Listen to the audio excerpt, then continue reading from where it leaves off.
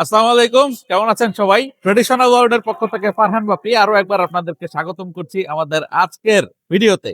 আজকে আমরা চলে এসেছি লালবাগ কেল্লার সামনে। আর লালবাগ কেল্লার সামনে এসে আমাদের যেটা মন চেয়েছে সেটা হলো আমরা খাবো হচ্ছে তেহারি এবং সাথে খাবো নেহারি।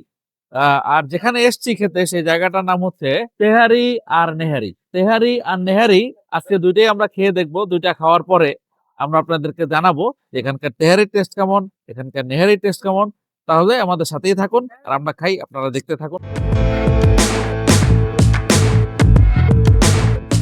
ওয়েল, আমরা অর্ডার দিয়েছি তেহারি আর সাথে অর্ডার দিয়েছি নেহারি। যেহেতু নেহারিটা আগে আনলে ঠান্ডা হয়ে যাবে, তাই আমরা প্রথমে তেহারি দিয়ে শুরু করতে চাই। তার আগে আপনাদেরকে মেনুটা সম্পর্কে একটু জানাই। এখানে আছে তেহারি এবং নেহারি। তেহারির মধ্যে বিফ তেহারি হাফ, আপনারা দেখতেই পাচ্ছেন বিফ তেহারি হাফ, এটার দাম হচ্ছে 180 টাকা। আমরা আরো অনেক কিছু খাবো, এই জন্য আসলে ফুল তেহারিটা নেওয়া হয়নি। আর এছাড়াও আমরা এখানে সিঙ্গেল নেহারি যেটা আছে সেটা দাম হচ্ছে 200 টাকা। আর স্পেশাল নেহারির দাম হচ্ছে 310 টাকা। আমরা স্পেশালটাই অর্ডার দিয়েছি। তো এরপরে স্পেশালটা আসবে। শুরুতে আমরা তেহারি খেয়ে শুরু করি। তেহারিটা মনে হচ্ছে সরিষার তেল দিয়ে করা। মাংসের পরিমাণ যদি আমি গুনতে যাই, 1, 2,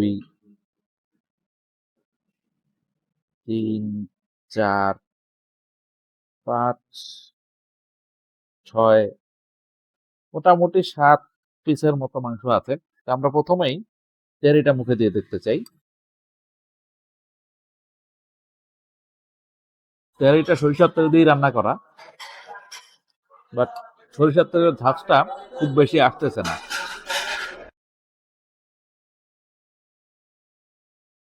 একটু লাইট মশলা করা, মশলার পরিমাণ অনেক কম। চালটাও ঠিক মতো সিদ্ধ হয়েছে।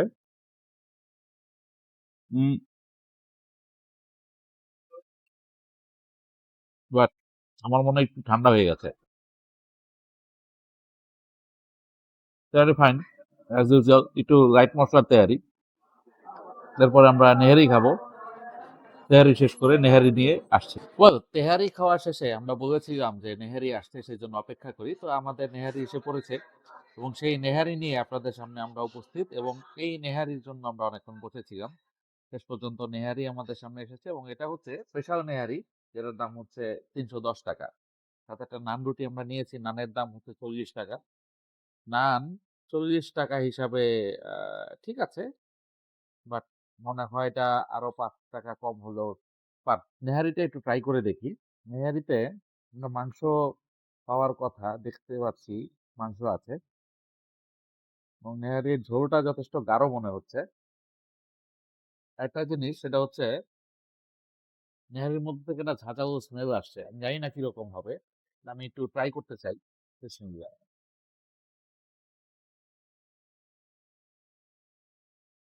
নেহারি যথেষ্ট গাঢ়,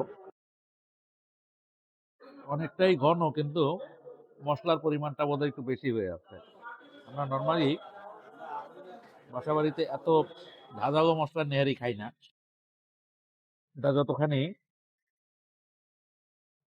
ঝাঁঝালো রাখছে। আমরা নদীর পিস পেয়েছি, সাথে 2 টুকরা 3 টুকরার মতো মাংসও পেয়েছি। বাট মশলার আধিক্য অনেক বেশি এখানে। মাংস দেখতে পাচ্ছি, মাংসটা আমরা নান রুটি দিয়ে ট্রাই করে দেখি। মাংস আসলে নেহারির সাথে মাংস ট্রেডিশনটা বাংলাদেশে খুব বেশি দিনের না। আমরা বেসিক্যালি নর্মাল নেহারি খাই, বাট ইদানিং এই ট্রেন্ডটা চালু হয়েছে। তো মাংসটা মাংসটা যথেষ্ট শক্ত। মাংসটা খেতে একটু শক্তি প্রয়োগ করতে হচ্ছে। ধরার সাথে এই মাংস ছিঁড়ে আসবে না।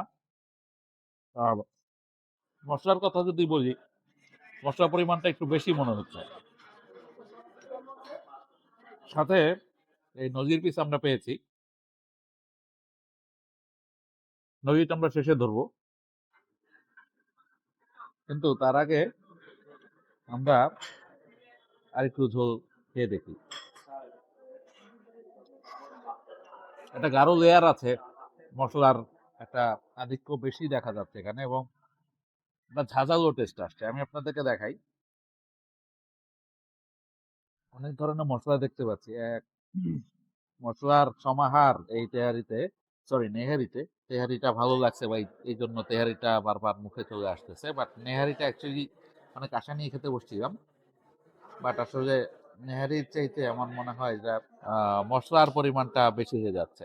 মশলার পরিমাণটা বেশি হয়, খেতে ভালো লাগছে, বাট আমি আরেকটু বেশি এক্সপেক্ট করেছিলাম। যাই হোক, নেহারি আমরা খাচ্ছি, খেয়ে দেখি, তারপরে আপনাদের সামনে আসছি।